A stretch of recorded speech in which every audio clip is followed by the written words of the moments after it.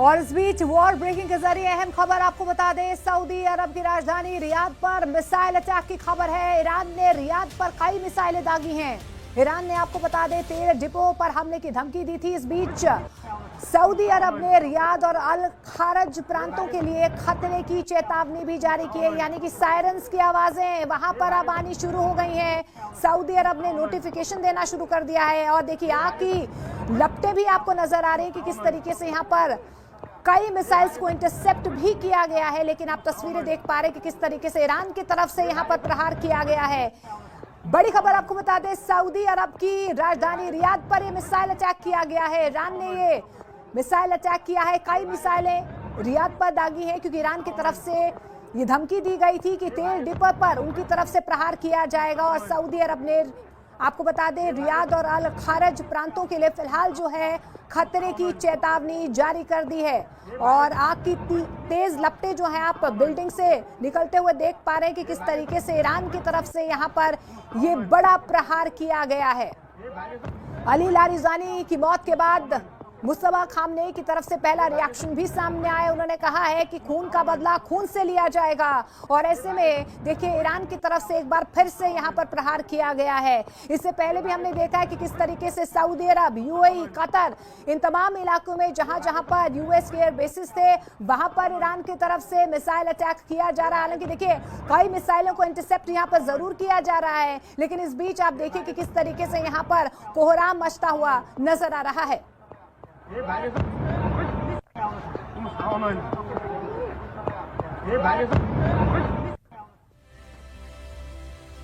और हॉर्मूज पर नेटो के इनकार के बाद ट्रंप आग बबूला हो गए हैं। उन्होंने कहा है कि वो अकेले ही हॉर्मूज को खाली करवाने का दम रखते हैं। इधर पहली बार लारिजानी की मौत पर मुस्तफा खामनेई ने इजरायल को धमकी दे दी है। उन्होंने कहा कि ईरान हर शहीद का बदला लेगा।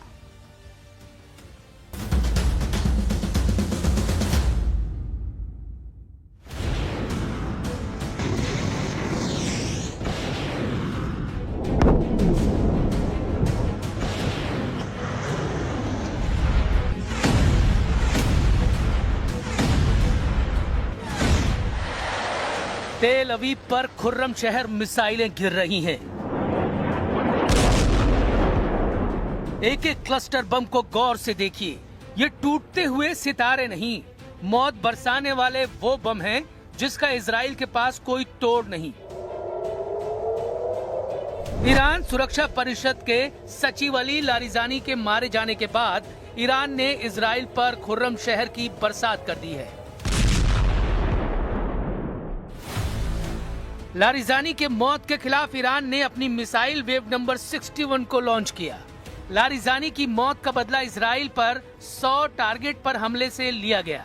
इन हमलों में ईरान ने सबसे ज्यादा खुर्रम शहर 4 और कद्र मिसाइल को लॉन्च किया, जो ईरान की सबसे खतरनाक मिसाइलों में शामिल है।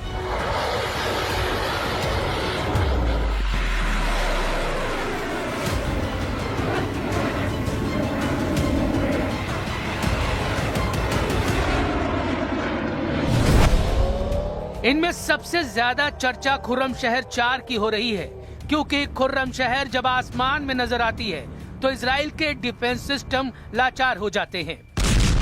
इसके क्लस्टर बमों में छुपी है ईरान की असली ताकत। ये मैसेज ईरान लगातार दे रहा है। ईरान बता रहा है कि उसकी लीडरशिप यानी नेतृत्व एकदम खुर्रम शहर के वॉर हेड की तरह है। ईरान बता रहा है कि उसका एक लीडर खत्म होगा तो उसका दूसरा लीडर एक और क्लस्टर बम की तरह तैयार हो जाएगा और नया लीडर एक और क्लस्टर बम की तरह दुश्मन पर हमला करेगा। ईरान बता रहा है कि ये उसकी लीडरशिप का खुर्रम शहर मॉडल है। ईरान बता रहा है कि एक क्लस्टर मारोगे तो दुश्मन पर नया लीडर 100 क्लस्टर की तरह फूटेगा।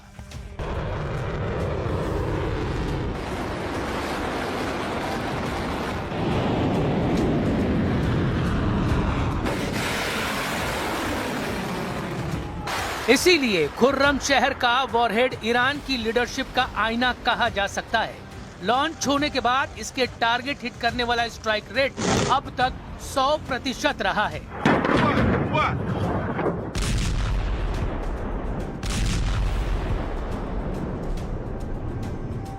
खुर्रमशहर मिसाइल से निकले क्लस्टर बम जमीन पर क्या कोहराम मचाते हैं। इजराइल इसको छुपाने की कोशिश जरूर कर रहा है, क्योंकि टारगेट पर इजराइल के कई मिलिट्री बेस और कई खुफिया अड्डे रहे हैं। लेकिन खुर्रमशहर 4 के क्लस्टर बम तेल अवीव की बड़ी आबादी पर गिर रहे हैं और ऐसे में आम लोगों को भी नुकसान पहुंचा रहे हैं। ईरान की तरफ से जो मिसाइल दागे जा रहे हैं उनमें है क्लस्टर बम, और वो क्लस्टर बम इसराइल में मचा रहे हैं तबाही। पिछले 3 दिनों से जगह जगह पे हमले हो रहे हैं और क्लस्टर बम की वजह से तबाही हो रही है। मैं इस वक्त नेकबा एरिया में हूं, ये इसराइल का एरिया है और यहाँ पे आप देख सकते हैं कि बिल्डिंग का क्या हाल हुआ है। यहाँ पे क्लस्टर बम की वजह से फिलहाल ऐसा लगता है कि इसराइल के पास क्लस्टर बम का तोड़ अभी तक नहीं है। Air defence system cluster bomb के सामने फेल हो रहा है। लारिजानी पर हमले के बाद ईरान ने लॉन्च की अपनी प्रीमियम क्लास की मिसाइल।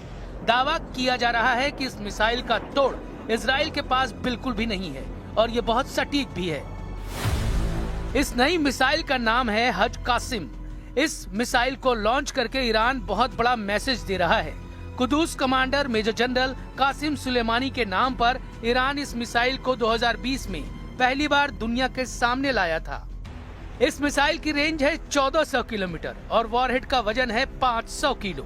खास बात यह है कि हज कासिम सैटेलाइट नेविगेशन यानी जीपीएस जैसी तकनीक का इस्तेमाल नहीं करती, इसलिए ना इसे जैम किया जा सकता है और ना ही इलेक्ट्रॉनिक वॉरफेयर वाली तरकीब इसके खिलाफ काम आएगी।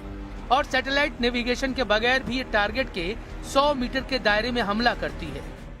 क्लस्टर बम आ रहे हैं मिसाइल में ईरान के, वो अलग अलग जगहों पे गिरते हैं और काफी जगहों पे तबाही हो जाती है और वहां पर ना ही फौरन फिर टीमें पहुंच पाती हैं रेस्क्यू और रिलीफ के लिए और ना ही इंटरसेप्टर्स उनको खत्म कर पाते हैं। तो ऐसे में एक बड़ा सरदर्द फिलहाल बना हुआ है इसराइल के लिए क्लस्टर बम।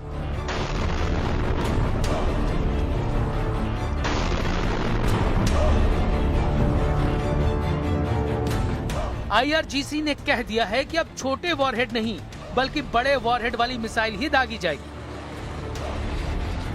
रेवोल्यूशनरी गार्ड्स अब हर मिसाइल को 1000 किलो के वॉरहेड से लैस कर रही हैं।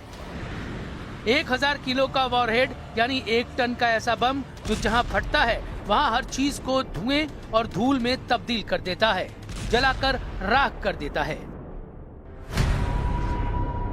ईरान 1 टन के वॉरहेड के लिए 4 मिसाइलों का इस्तेमाल कर रहा है। पहली है खुर्रमशहर 4 और दूसरी है इमाद, तीसरी है सज्जिल और चौथी है शहाब 3। इन चारों मिसाइलों से अब ईरान लगातार इजराइल में सर्वनाश करने वाले अटैक कर रहा है।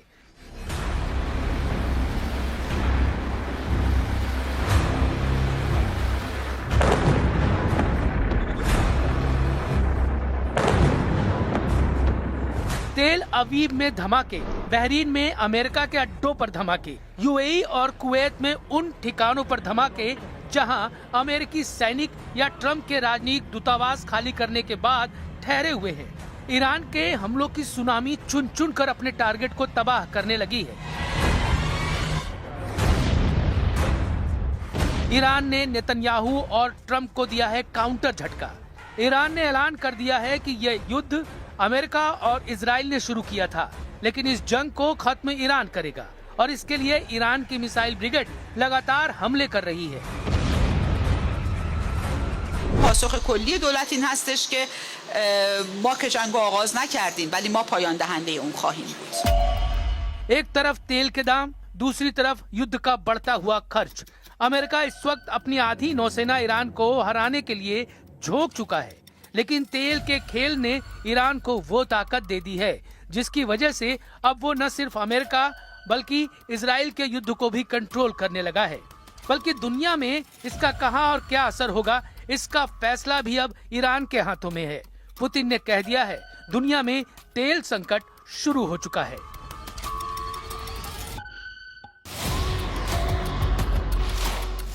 ईरान के खिलाफ अमेरिका और इजराइल का युद्ध जितना लंबा चलेगा, ये अमेरिका और यूरोप की अर्थव्यवस्था को उतना ज्यादा नुकसान पहुंचाएगा। साथ ही खाड़ी देशों का तेल उद्योग पहले ही पूरी तरह से ठप पड़ चुका है। लारिजानी और गुलाम रेजा सुलेमानी जैसे कमांडर अब नहीं रहे। लेकिन ईरान ट्रंप और नेतन्याहू का वो एहसास खत्म कर चुका है जिसमें ईरान पर हमला करने के बाद वहाँ सत्ता बदलने का जुनून था। ईरान की नई लीडरशिप अब खुर्रम शहर मिसाइल के वॉरहेड की तरह काम कर रही है, जिसमें 80 से ज्यादा क्लस्टर होते हैं और दुश्मन के खिलाफ एक क्लस्टर बम भी नाकाम हुआ, दूसरा क्लस्टर वार के लिए तैयार रहता है। ऐसी ही एक क्लस्टर लीडरशिप का नाम है अब्बास अरागची, जो ईरान के विदेश मंत्री हैं। जब ईरान के विदेश मंत्री अब्बास अरागची से पूछा गया कि आप अमेरिका से सीज फायर के लिए क्यों नहीं बात करते, तो उन्होंने जवाब दिया, हम इजराइल और अमेरिका को कड़ा सबक सिखाना चाहते हैं ताकि वो फिर कभी ईरान पर हमले की हिम्मत न करे। अरागची से एक और सवाल पूछा गया कि ऐसी रिपोर्ट है कि अमेरिका और इजराइल आपको भी तो खत्म करना चाहते हैं। अरागची ने जवाब दिया, मैं मौत से नहीं डरता, उन्हें मुझ पर हमला करने दीजिए।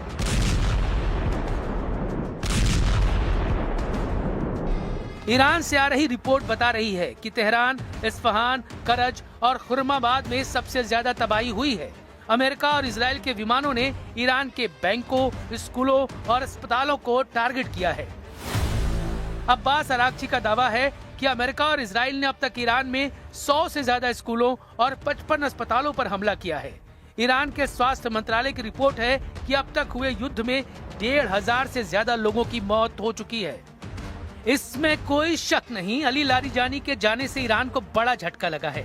वो इसलिए क्योंकि ईरान के सर्वोच्च नेता रहे अली खमेनी ने खुद उनको इमरजेंसी वाली कमान सौंपी थी। मरने से पहले लारिजानी ने खाड़ी देशों को मैसेज दिया था कि उनको अमेरिका और ईरान में से किसी एक को चुनना पड़ेगा, और युद्ध बता रहा है कि खाड़ी देशों ने एक बार फिर अमेरिका को चुना है, क्योंकि इन देशों में अब भी अमेरिकी सेना ऑपरेट कर रही है और ईरान पर ताबड़तोड़ हमले किए जा रहे हैं। ग्रीस से आए एक वीडियो ने बता दिया है कि जंग का दायरा अब पश्चिम एशिया से बाहर फैल सकता है। ये ग्रीस का साउदा मिलिट्री बेस है। यहाँ अमेरिका और नेटो के जहाज खड़े हुए देखे जा सकते हैं। यहाँ अमेरिका के टैंकर विमान भी हैं, इनके लॉन्ग रेंज वाले टोही विमान भी। सवाल है, क्या ये अड्डा अमेरिका और इजराइल की मदद के लिए बैकअप बेस बन चुका है? क्योंकि लाल सागर से वापस लौटने के बाद अमेरिका का aircraft carrier USS Gerald Ford भी यहीं डेरा जमा रहा है।